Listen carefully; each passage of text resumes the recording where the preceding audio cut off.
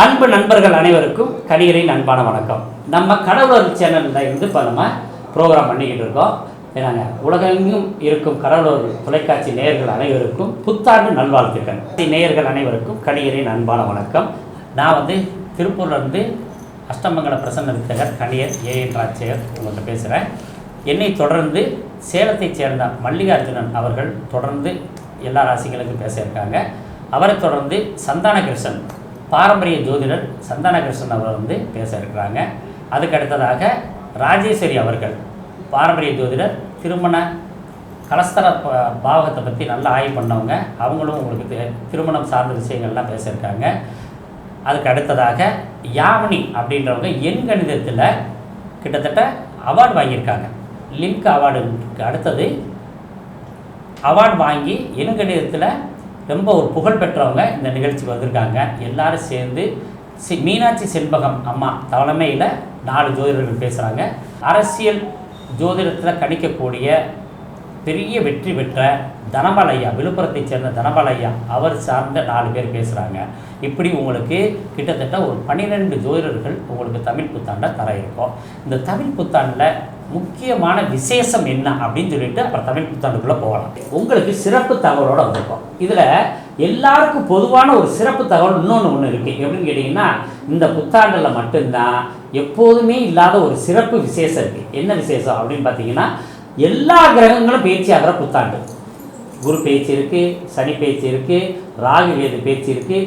எப்போதும் போல் சூரியன் மாதத்துக்கு ஒரு டைம் பேச்சு இருக்குது, செவ்வாய் 45 நாளைக்கு ஒரு டைம் பேச்சு இருக்குது, புதன் 30 நாளைக்கு ஒரு டைம் பேச்சு இருக்குது, சுக்கிரனோட 30 நாளைக்கு ஒரு பேச்சு இருக்குது, சந்திரன் 2.5 நாளைக்கு ஒரு பேச்சு. இப்படி ரெகுலராக மற்ற மைனர் கிரகங்கள் எல்லாமே பேச்சு ஆகிறது உங்களுக்கு எல்லாருக்குமே தெரியும். மேஜர் கிரகங்கள் எப்போதுமே எல்லா வருடத்துலேயும் ஒட்டுக்கா அனைவரும் பேச்சு ஆகக்கூடிய வாய்ப்பு இந்த வருஷம் மட்டும்தான் இருக்குது. அதனால 12 ராசிகளுக்குமே நாம் நல்ல விஷயம் கெட்ட விஷயம் பிரிக்கவே முடியாது. முதல் 6 மாதம் ஒரு குரூப்புக்கு நல்லா இருக்குது, 2வது 6 மாதம் இன்னொரு குரூப் இருக்குது. ஆக மொத்தத்தில் இந்த புத்தாண்டு 12 ராசிகளுக்கும் அமோகமான வாழ்வை தந்தே ஆகும். இப்போ நம்ம மேச ராசிக்கு போகிறோம்.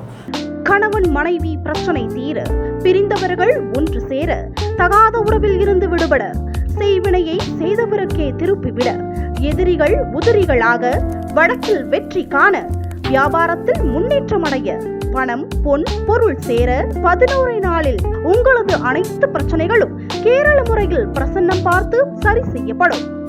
உடனே தொடர்பு கொள்ளுங்கள். ஜெயா டிவி புகழ் மேல்மருவத்தூர் ஞானகுரு அவர்களை. அன்பு கடகராசி நேயர்களே, தாயினுடைய அன்புக்கும் தந்தையினுடைய பாசத்துக்கும் உரித்தானவர்கள் நீங்கள் எடுத்துக்கொண்ட காரியங்கள் எல்லாமே நிதானத்தோடையும் சிறப்போடையும் இருந்து கொண்டிருந்தது. என்றாலும் தடைகள் இருக்கத்தான் செஞ்சிச்சு. ஆனால் அஷ்டம சனியில் வெற்றி பெற்றவர்கள் நிறைய பேர். அதனால சனி பேச்சினால் நாங்கள் தோல்வி அடைஞ்சோம் அப்படின்னு யாருமே ஒத்துக்கிற வேண்டிய அவசியமும் இல்லை. அப்போ இப்போ எப்படி இருக்குது, 11ஆம் இடத்துல வர்ற குரு, சனி 8லேருந்து 9க்கு போகிறாரு, ராகு 9லேருந்து 8க்கு வராரு, கேது உங்களுக்கு 3ஆம் இடத்துலேருந்து 2ஆம் இடத்துக்கு வராரு. கலவையான பலன்கள் இருந்தாலும் கூட நீங்கள் போன வருடம் இப்போ கடந்த வருடத்தில் நிறைய பேர் நகை வாங்கினீங்க, வீடு கட்டினீங்க, வாகனம் வாங்கினீங்க. இது ஒரு குறிப்பிட்ட பேருக்கு நடந்துச்சு. இந்த மீதி எல்லாம் இந்த நிகழ்வை பார்க்குறவங்க நாங்கள் வாங்கலை அப்படின்னு மனசுக்குள்ளே பேசுறது நினைக்கிறது கேட்குது. இந்த வருடம் இவர்களுக்கு 2வது பகுதியாக உங்களுக்கு அந்த வாய்ப்பு கிடைக்குது. தங்க நகைகளை வாங்கக்கூடியவங்க, கட்டிய வீடு வாங்கக்கூடியவங்க, அதே மாதிரி ஏதேனும் ஒரு விசேஷங்கள் இந்த கடகராசிக்கு இந்த புத்தாண்டில் நடக்க போகுது. ஏன்னு கேட்டிங்கன்னா, 11ஆம் இடம் லாபஸ்தானம்னு சொன்னாலும் கூட இதில் கிடைச்ச விஷயங்களும் 12ஆம் இடத்துல சுப விரயங்கள் பண்ணுற யோகத்தை தருவோம். அப்போ வீடு வாங்கிறது சுப விரயம், நகை வாங்கிறது சுப விரயம். இப்படி நம்ம ஒரு நல்ல பலன்கள் இருக்குது. மறைஞ்ச கிரகங்கள் எப்பொழுதுமே ஜாதகத்தில் பெரிய பலனை கொடுக்காது. ஆனால் கோச்சாரத்தில் 12ஆம் இடத்துல எந்த கிரகம் வந்தாலும் வலுவான பலனை கொடுக்கும். அது சுப பலனாக இருந்தாலும் சரி, அசுப பலனாக இருந்தாலும் சரி. இப்போ பாவகிரகங்கள் 12ல் ராகு கேது சனி வந்தாக்க எவ்வளவு துன்பங்களை கொடுப்பார்களோ அதே அளவுக்கு குரு போல சுபகரங்கள் வரும்போது இன்பங்களையும் கொடுக்க தவறுவதே இல்லை. இன்பங்களை கொடுத்துருந்தா ஏன் விரய குருவை வந்து அசுப குருன்னு சொன்னான் அப்படின்னு சொல்லி கேட்கலாம். இதில் என்னன்னு கேட்டிங்கன்னா, நம்ம சேகரித்து வச்சிருக்கிறத கொண்டு போய் ஏதாவது ஒன்றில் முதலீடு பண்ணி விரைய பண்ணணும். அதனால தான் அதை விரைய குருன்னு சொன்னாங்க. அதனால் குடும்ப ஸ்தானத்தில் சேர்த்து வச்சுருக்க தொழில் சார்ந்த வருமானத்துக்குரிய பணம், அதாவது சின்ன சின்ன விஷயங்களில் சேகரித்த சிறு சேமிப்பு பணம் எல்லாம் விரயமாக போகுது. அது ஒரு வகையில் உங்களுக்கு வருத்தத்தை தந்தாலும் முடிவு வந்து இன்பத்தை தரும் என்பதில் எந்தவித மாற்றமும் இல்லை. பொதுவாக ஆயில்ய நட்சத்திரம், பூச நட்சத்திரம், புனர்பூச நட்சத்திரம், இந்த 3 நட்சத்திரம் கடகராசியில் இருக்குது. இவங்களுடைய குழந்தைகளுக்கு திருமண ஏற்பாடுகள் இப்போ நடக்கும். பணமே இல்லை, எந்த விதமான உதவியும் கிடைக்கல, ஆனால் திருமணம் நடக்குமா அப்படின்னு சொல்கிறவங்களுக்கு, இந்த கடக லக்னம் கடகராசிக்காரவங்களுக்கு, நீங்கள் ஏற்கனவே திருமணம் பண்ணவங்களும் பாருங்கள், இப்போ பண்ண போகிறவங்களும் வாட்ச் பண்ணுங்கள். நீங்கள் உங்களுடைய குழந்தைகளுக்கு திருமண ஏற்பாடை செய்யுங்க. திருமணத்துக்கு முன்னாடி உங்களுக்கு எவ்வளவு பணம் தேவையோ, அந்த திருமணத்தை நடத்தி வைக்கிறதுக்கு எவ்வளோ பணம் தேவையோ அந்த பணம் உங்களை வந்து சேரும். யாராவது ஒரு உதவி கிடைப்பாங்க. அந்த அளவுக்கு இந்த ஆண்டு சிறந்த ஆண்டாக அமைச்சிருக்கு. தொடர்ந்து சந்தான கிருஷ்ணன் அவர்கள் இந்த கடகராசிக்கு எப்படி இருக்குன்னு பேசுகிறார். நேயர்கள் அனைவருக்கும் தமிழ் புத்தாண்டு நல்வாழ்த்துக்கள். கடகராசிக்கான புத்தாண்டு பலனை பார்க்க போகிறோம். கடகராசி அப்படின்னாவே தாயுள்ளம் கொண்ட ராசி. தனக்கு இல்லைனாலும் இருக்கிறத பூரா எல்லாத்துக்கும் கொடுப்பாங்க. அவங்க பசி ஆறதை பார்த்து சந்தோஷப்படுவாங்க. அதனால தான் தாயுள்ளம் கொண்ட கடகராசி நேயர்களே அப்படின்னு சொல்கிறேன். இப்போ குரு வந்து விரயஸ்தானத்தில் இருக்கார், வரப்போகிறார். சனி வந்து 9ஆம் இடத்துல இருக்கார். பாக்கியஸ்தானம் அப்படிங்கிற சொல்கிற இடத்துல சனி பகவான் இருக்கார். சனி வந்து ரொம்ப நல்லவருங்க, அவர் தான் ஜீவனக்காரகன்னு சொல்லுவாங்க. ஸோ அனைத்து வித பாக்கியங்களும் வந்து சேரப்போகுது. 16 பெற்று பெருவாழ்வு வாழ்க அப்படின்னு என்னங்க அர்த்தம்? 16 பாக்கியங்கள் உங்களை வந்து சேரப்போகுது. என்னென்ன பாக்கியம்? திருமண பாக்கியம், குழந்தை பாக்கியம், என்னென்ன வேணுமோ உங்களுக்கு தேவையான அனைத்தும் சனி பகவான் இப்பொழுது அள்ளி கொடுக்க போகிறாருங்க. அதனால் இப்போயாவது சேமிக்க பழகுங்க. தயவுசெய்து இருக்கிறத இது வரைக்கும் கொடுத்துட்டீங்க, இனிமேலையாவது உங்களுக்குன்னு எதை சேர்த்து வச்சுக்கோங்க. இந்த புத்தாண்டு உங்களுக்கு நல்லதாகவே அமையட்டும். வாய்ப்புக்கு நன்றி. நல்ல தகவல் கொடுத்தாங்க. இந்த ஆயில்ய நட்சத்திரத்துக்காரங்க சர்ப்பம் வாழக்கூடிய புற்று மண் எடுத்துகிட்டு வந்து வீட்டில் வச்சுக்கணும். பூச நட்சத்திரத்துக்காரங்க வேப்ப மரத்துக்கு அடியில் இருக்க மண் எடுத்துகிட்டு வந்து வச்சுக்கிறணும். புனர்பூச நட்சத்திரக்காரங்க மூங்கில் மரம் இருக்கிற இடத்துல இருந்து மண் எடுத்துகிட்டு வந்து வச்சுக்கிறது இவங்களுக்கு சிறந்த பரிகாரமாக அமையும். தொடர்ந்து ராஜேஸ்வரி அவர்கள் கடகராசிக்கு எப்படி இருக்குன்னு பேசுறாங்க. இந்த கடகராசி என்பவர்கள் இந்த வருஷம் நல்ல பாக்கியத்தை பாக்கியங்கள் அனைத்தையும் பெறுவாங்க. யார் மூலமான? மனைவி மூலமா பாக்கியத்தை பெறுவாங்க. மனைவி மூலமா கிடைக்கக்கூடிய குழந்தை பாக்கியம், தொழில் எல்லாமே இவங்களுக்கு இந்த வருஷம் நல்லா இருக்கு. இவங்க வணங்க வேண்டிய தெய்வம் திருவண்ணாமலை மாவட்டத்தில் காமக்கூர்ன்ற ஊர்ல இருக்கிற சந்திரசேகர ஈஸ்வரர் கோவிலில் இருக்கிற ஆதிசங்கரர் பிரதிஷ்டை செய்த ஸ்ரீ சக்கரத்தை வழிபடுறது இவங்களுக்கு மிகவும் நன்று. நல்ல அருமையான பரிகாரம், சிறந்த பரிகாரத்தை கொடுத்துருக்காங்க. இந்த கடகராசிக்கு இன்னும் தகவல்கள் இருக்கு. இந்த தகவல்களோட மல்லிகார்ஜுனன் அவர்கள் இப்போ பேச வர்றாங்க. நம்பினவர்களை கை தூக்கி விடும் கடகராசி அன்பர்கள் அனைவருக்கும் தமிழ் புத்தாண்டு நல்வாழ்த்துக்கள். இப்போ உங்கள் ராசிக்கு ஆண்டின் தொடக்கத்திலே 12ஆம் இடத்துல விரயஸ்தானத்தில் குரு பகவான் வராரு. இதை நம்ம எப்படி எடுத்துக்கணும்னா, இது சுப விரயமாக நீங்கள் மாற்றிக்கிறது நல்லதுங்க. எப்படின்னா, இப்போ வீடு வாங்குறது இல்லை சொத்துக்கள் ஏதாவது நகைகள் இந்த மாதிரி ஏதாவது ஒன்று நீங்கள் வாங்கி இந்த மாதிரி விஷயத்தில் நீங்கள் வந்து அது எல்லாமே தீர்த்துக்கலாம். இதில் முக்கியமான விஷயம், வெளிநாட்டுக்கு போகிறதுக்கு உண்டான வாய்ப்புகள் தேடிட்டு இருந்தாங்க இல்லையா, அவங்களாம் இப்போ வந்து வெளிநாட்டுக்கு போகிறதுக்கு உண்டான வாய்ப்புகள் அதிகமாக அமையுங்க. இப்போ வண்டி மாற்றணும், இல்லை ஒரு வீடு கட்டணும், இல்லை ஒரு தாயினோட உடல்நிலையை மட்டும் நீங்கள் வந்து ஜாக்கிரதையாக பார்த்துக்கணுங்க.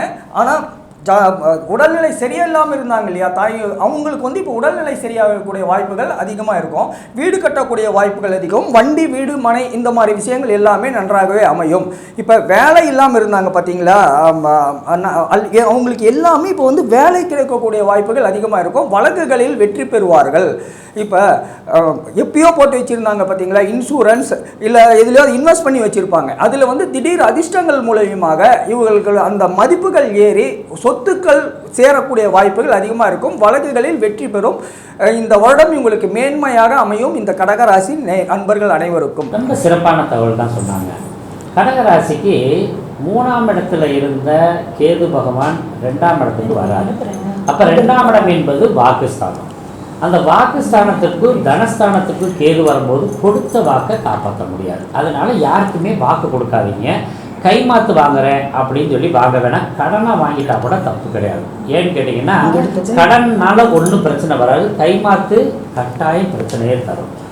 அதே மாதிரி 9ஆம் இடம், கடகத்திலிருந்து 9ஆம் இடத்துல இருக்கிற ராகு பகவான் 8ஆம் இடத்துக்கும் 8ஆம் இடத்துல இருக்க சனி பகவான் 9ஆம் இடத்துக்கு வர்றது அர்த்தாசம சனி விலகி அர்த்தாசம ராகு வராது அப்படின்ற ஒரு மைனஸும் இருக்குது. ஆனால் சனி இருக்கிறப்ப கொடுத்த கெடுபலன் அளவுக்கு ராகுனுடைய பலன் இருக்காது. ஏன்னு கேட்டிங்கன்னா ராகு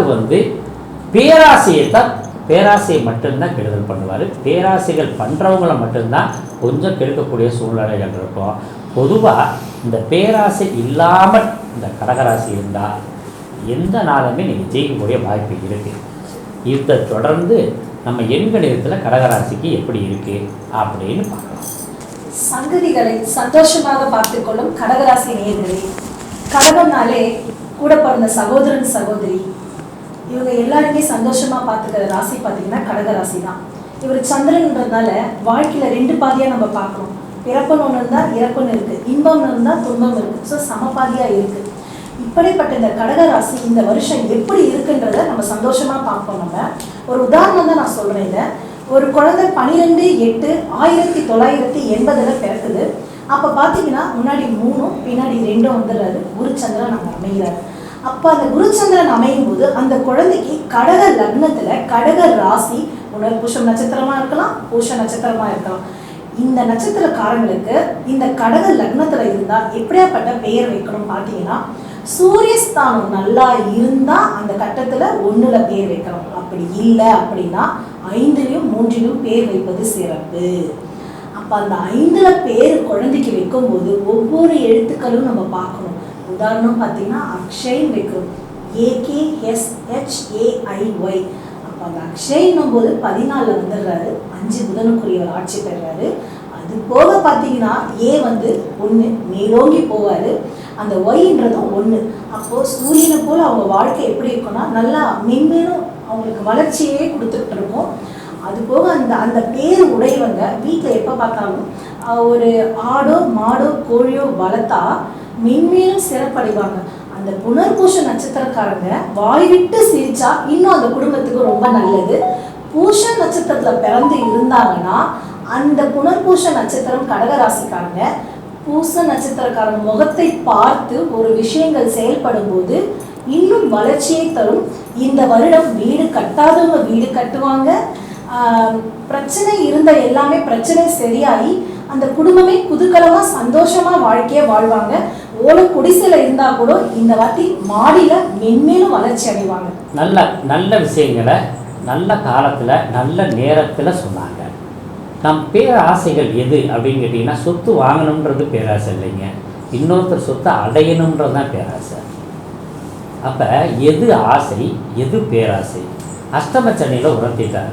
அப்போ அஷ்டமச்சனி விளையிடுச்சு இல்லையா, வாழ்க்கை முழுவதும் நீங்கள் சுபிச்சம் தானே ஆரம்பிக்கலாம். இந்த புத்தாண்டில் இருந்து உங்களுக்கு நல்ல காலம் ஆரம்பிக்குது. நல்ல விஷயங்களோடு மீண்டும் உங்களை சந்திக்கிறோம். நன்றி, வணக்கம். கடவுள் அருள் டிவியை பார்த்தமைக்கு நன்றிகள். மேலும் இது போன்ற தகவல்களை தெரிந்து கொள்ள கடவுள் அருள் டிவியை சப்ஸ்கிரைப் செய்யுங்கள். மறக்காமல் பெல் ஐக்கானை கிளிக் செய்யுங்கள். கணவன் மனைவி பிரச்சனை தீர, பிரிந்தவர்கள் ஒன்று சேர, தகாத உறவில் இருந்து விடுபட, செய்வினையை செய்தவருக்கே திருப்பிவிட, எதிரிகள் உதிரிகளாக, வழக்கில் வெற்றி காண, வியாபாரத்தில் முன்னேற்றம் அடைய, பணம் பொன் பொருள் சேர 11 நாளில் உங்களது அனைத்து பிரச்சனைகளும் கேரள முறையில் பிரசன்னம் பார்த்து சரி செய்யப்படும். உடனே தொடர்பு கொள்ளுங்கள். ஜெயா டிவி புகழ் மேல்மருவத்தூர் ஞானகுரு அவர்களை.